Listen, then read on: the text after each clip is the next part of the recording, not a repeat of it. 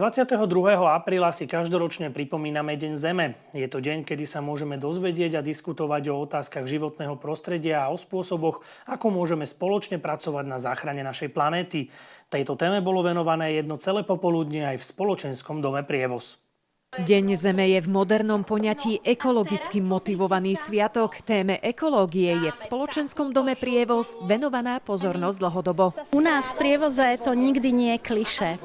U nás v Prievoze žijeme tak, aby sme mohli povedať, že Deň Zeme je presne náš sviatok. Deň Zeme si v spoločenskom dome v Prievoze pripomíname od roku 2012. Každý rok sa program podujatia mení a zapájajú sa do neho aj dobrovoľníci, ktorí sa v tejto oblasti venujú osvete.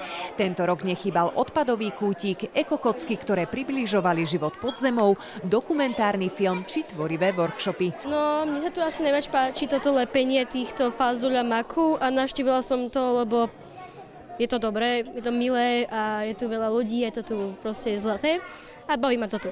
Prišiel som sem dneska s témou triedenia odpadov a vlastne vysvetľujem deťom, prečo je dôležité triediť a ako sa recykluje odpad. Páčilo sa mi tie pokusy, bolo to zaujímavé, páčilo sa mi hovoriť o tom, že nemáme znečisťovať prírodu a že nemáme používať benzínové kosačky. Malého 2,5-ročného Davidka zaujal tento program. Čo ho zaujalo? Čo sa mu tak páčilo v rámci programu?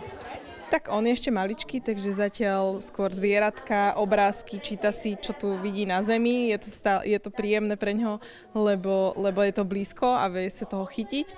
A zaujali ho aj tie ekokocky. S deťmi, pretože je tu bohatý detský program a chceli sem ísť, vlastne ma presvedčili.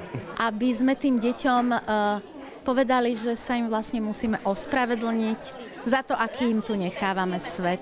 A že nemajú byť z toho smutní, ale že naozajstné riešenia existujú. Niektorí ľudia to nevedia, znečistujú prírodu, ale to neškodia len iným, ale aj sami sebe. Pre TVR Veronika Vasilková.